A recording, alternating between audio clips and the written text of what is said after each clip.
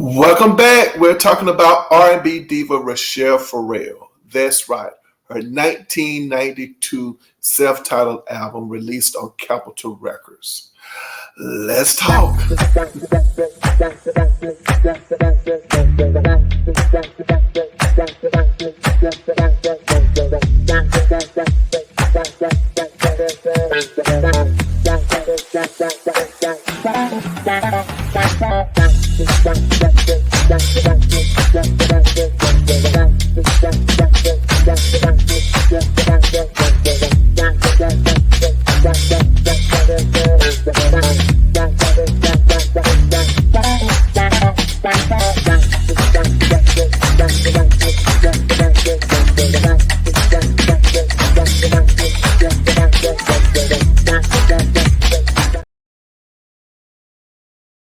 What's up, everybody out there? How are you doing? Thank you guys so much for tuning in over here to Pepe's Point of View. I'm yours truly, Pepe, and we're just going to dive right into it. Yes, the book for the month has arrived. Yes, R&B diva Gladys Knight, the Empress of Soul herself. She has a book out. It's called Between Each Line of Pain and Glory. The book actually was released back in, it's been a while. It's been out for a minute. I can't find out when the book was released, but that's all right. I'm reading the book for the month of August. Join me because I am cooking up a lot of things over here as it relates to this book. 1997, the book was released in 1997.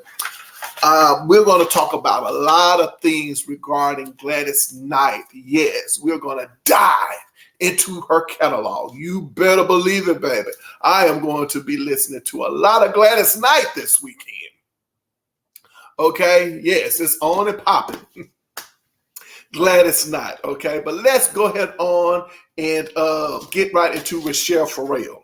I know those of you who probably are going to watch the other video I just uploaded regarding rachelleferrell, when she basically was told when she first started out, in the industry, dear Rachelle, you're wonderful. Unfortunately, we filled our roster for Black female vocalists. Oh my gosh, I'm still blown away, at that statement,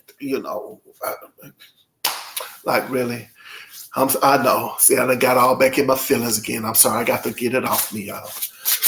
Get it off you, baby. Get it off you. I'm serious. Get it off you. Don't wear it. Whew. All right. So let's talk about the album. Now, as I said in the other video, I like rachelleferrell from the very beginning, but I really and truly thought she was jazz. I still say she's jazz. And to think about that comment, and then to think about another comment she made in that particular article regarding Dionne Reeves, and saying Dionne Reeves, when she first came out and she released a jazz album, all the music she released out of, after that, she would find her music categorized as jazz. And it's interesting that an artist would get the break, like they're seeking a recording home. They find a recording home. They go through all of the no's. Hey, you're wonderful, you're great, but we got too many Black female vocalists. Oh, you're wonderful and we're great, but you sound great. I just don't know what to do with you. All of these kinds of things. And at the end of the day, a no is a no. Do you understand what I'm saying? Or a door closed in your face is a door closed in your face. And so even with rachelleferrell, to finally have things happen for her, and then it's kind of like, well, I don't know, we may not want to try releasing you first in the States. Let's release you overseas. So this first album we're going to do is going to create a home for you overseas.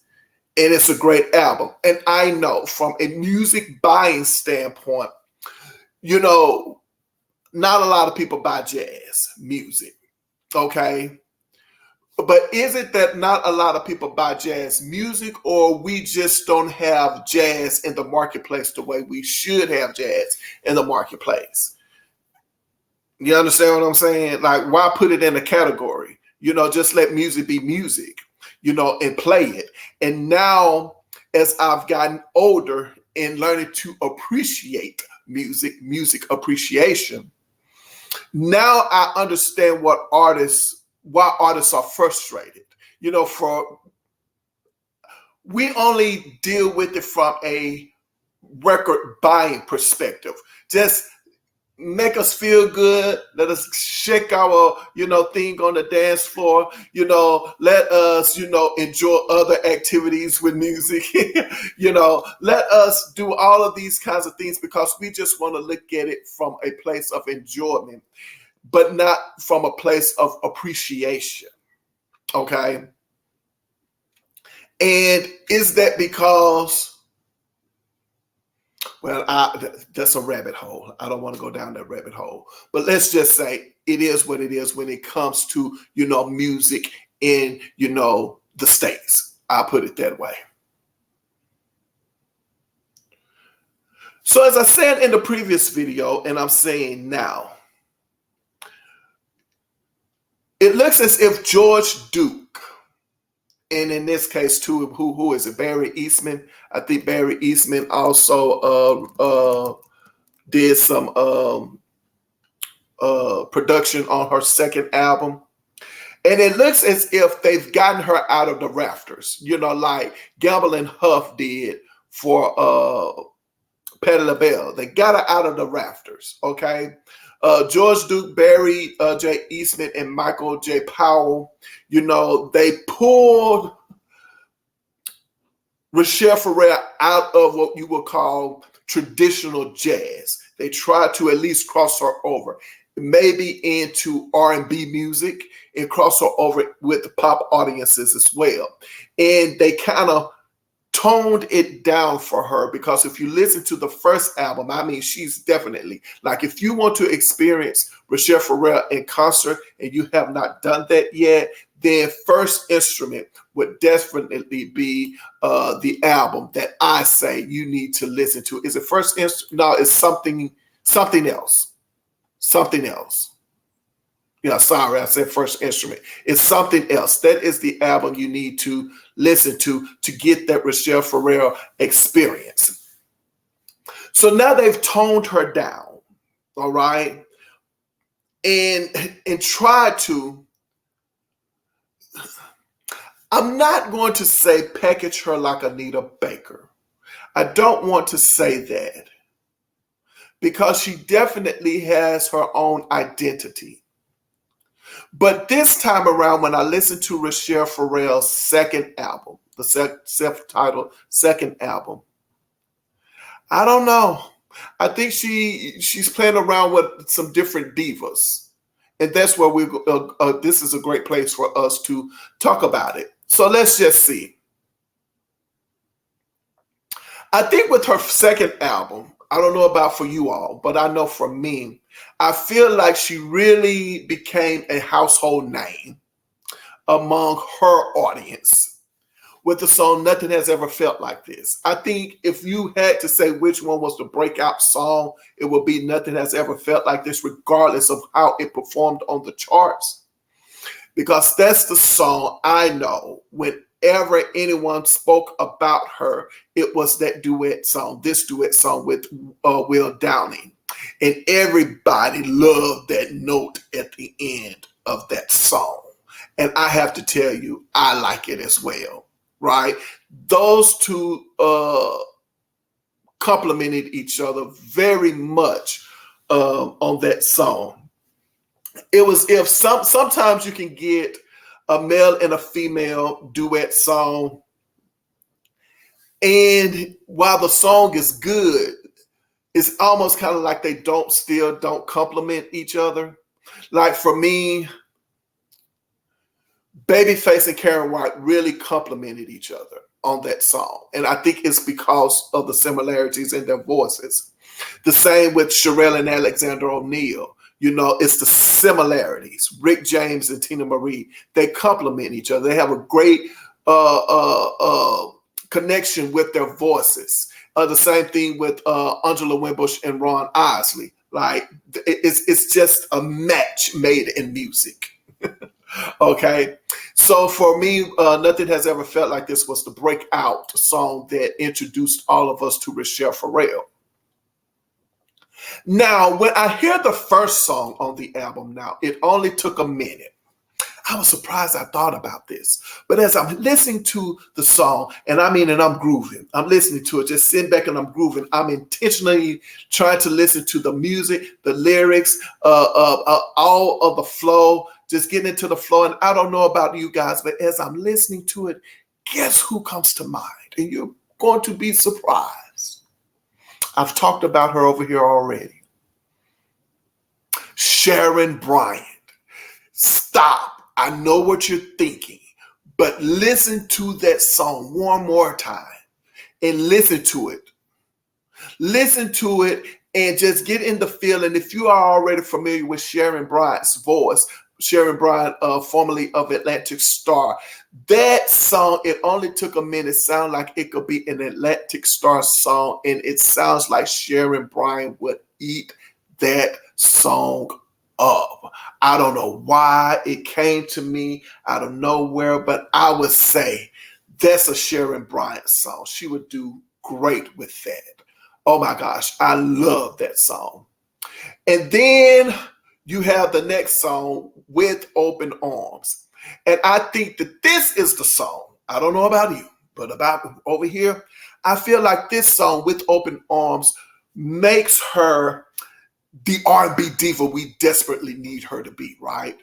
If we wanted to showcase Rachelleferrell as an R&B diva, With Open Arms is that song that says, listen here, I am diva-tude. I have that diva-tude, and I am here and I can hang with the divas. Forget about her vocal abilities. You understand what I'm saying? Let's put that to the side. And let's just say, With Open Arms, it's like, listen, I'm hanging out with you guys now. Or excuse me, you ladies. Like, I'm hanging out with A'ngela Winbushes and the Patti LaBelle's and the Aretha Franklins and the Tina Marie's and the Shirley Murdochs and all of that. You understand what I'm saying? Like, she's saying, no, wait a minute. I'm here. I'm among you now. That's the song I say that says diva-tude, all right? But then you get into that flow till you come back to me. I was surprised that another R&B diva showed up on the credits for co-writing the song, Karen White. I was like, Karen White? Where was I? I must have didn't read the credits that well back in the day. I must have didn't. I guess I didn't. But anyway, Karen White is, a co-writer for this song, Till You Come Back to Me. So now with the song, Till You Come Back to Me, this is where I think I am getting into the groove of, the Anita Baker vibe. This is Anita Baker, you guys. She's showing up. Till You Come Back to Me is Anita Baker. If anything, I could say she's saying, I'm coming for the throne. She could definitely give Anita Baker a run for her money with this song. But it seems like, to me, that's not what she's doing, though, right? I could see this song being the Anita Baker song that would give Anita Baker a run for her money. But I get the sense that Rachelleferrell is so busy being her individual self that in the way she articulates the music, the way she approaches the music, and she's not doing it in the way that Anita Baker would do it, okay? But this is definitely straight up Anita Baker. You must agree. You have to. I don't see, if you don't get it, something is wrong. But Till You Come Back to Me is Anita Baker. But then I listen to the next song, You Can't Get. And I don't know about you guys. I don't know about you guys, but when I hear the song, You Can't Get, Until You Learn to Start Giving, go back and listen to this song again if you haven't heard it in a while. You're going to be surprised at the R&B diva, regarding the R&B diva. I think this song fits. You're going to say, I don't see it. And I'm going to say, you're not listening. You're not listening. Because if Till You Come Back to Me is the R&B, is a song that gives us that Anita Baker flair. And It Only Took a Minute is that Sharon Bryant's flair. And if With Open Arms tells us that she's ready for Diva 2, like I'm among the divas, then this here song, You Can't Get Until You Learn to Start Giving, is straight up Chaka Khan and Rufus. Oh my gosh, yes it is. I'm listening to this song and I'm like, Chaka Khan will wear this song out with Rufus. I was like, this is Chaka Khan. I was like, oh, y'all thought y'all was hip. You think your nickel's slick, but I got your penny change. You know what I'm saying? I was like, okay, this is Chaka. I'm like, oh my God, straight up Chaka. And then we get to the song, Nothing Has Ever Felt Like This. And if I could kind of tell you how I feel about this song, you might disagree with me on this one, but that's fine. But as I'm listening to it, and I'm like, I don't know. If I was to do a versus with this song, who would I do this versus with? And as I'm thinking about how smooth she approaches it, she approaches it very smooth. And then she hits that note. And I'm like, who is this? And then I'm listening to Will Downing. I was like, who would be a good fit for this song? You might say, I don't know. But I don't know either. A'ngela Winbush and Ronald Isley. Nothing has ever felt like this. These two would eat that song up too. Because it's 1992. And A'ngela Winbush and Ronald Isley had released Lay Your Troubles Down in 1990. You understand what I'm saying? And I was like, oh, rachelleferrell is on the money. Like, I don't know. I haven't really taken the time out to really study rachelleferrell as far as follow her career like that. So I don't know who her influences are. I don't.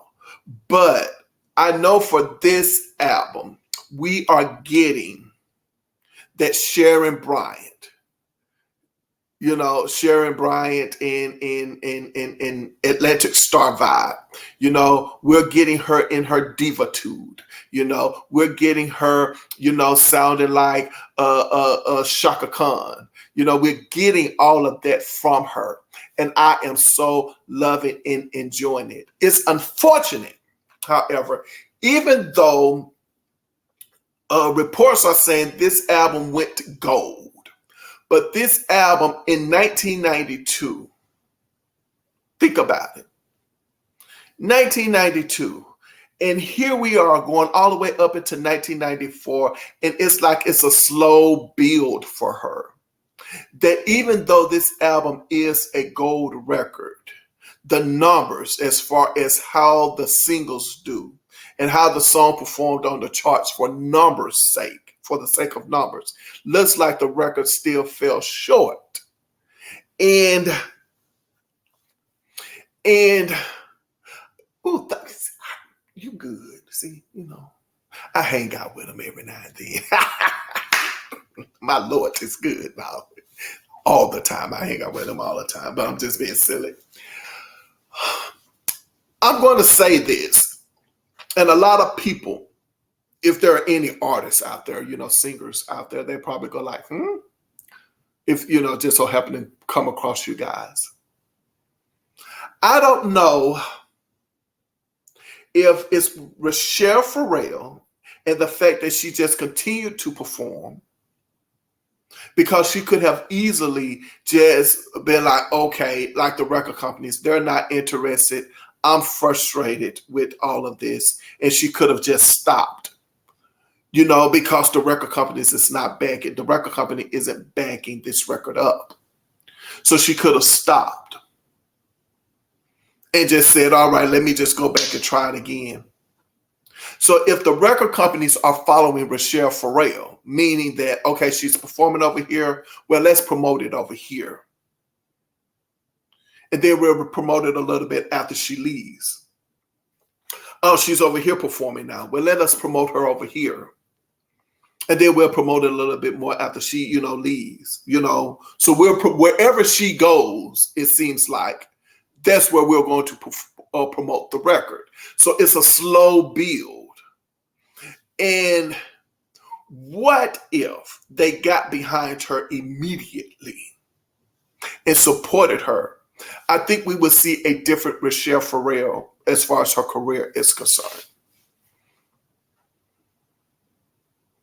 So it's like every time she shows up and she does what? I don't think we are more intrigued with the song, or I don't think we're buying into the song. I think we're looking at Rachelleferrell as like, this lady can, what kind of note was that?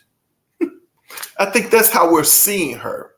And we've come to appreciate that about her musically. Now, it'll be unfortunate that after, you know, the release of the album, self-titled album, we wouldn't hear from her again, you know, for some years to come, right? It will be a while before, maybe about 8-10 years before we will hear from her again with an album. And yet we are anticipating an album from her. And then one finally does come to fruition. I tell you, I don't know. But I'm here to say that Rachelleferrell, we're so glad that you made room for yourself and you continue to keep your individuality, right? I know. We're slow building up to it because I know what you guys are probably trying to say or want to say. Or is he going to talk about, you know, the drama around Rachelleferrell in one of her last public performances that I'm aware of, you know? Yeah, we'll get around to talking about that. But right now, in this video, we're talking about her self-titled 1992 album. Well, it is what it is. If you made it this far, I think it's only appropriate for me to say thank you so much for hanging out with me. And I really and truly do want you to continue to hang out with me, and do that by hitting the subscribe button, right? Show a brother some love. I hope you're feeling the love. I do. And remember, over here, I believe in putting your behind where your heart desires to be. And remember, whenever I leave my mother's presence, she says to me, she says, baby, remember, I love you, but God loves you best. And until then, I look forward to seeing you guys next video. Take care of yourselves out there.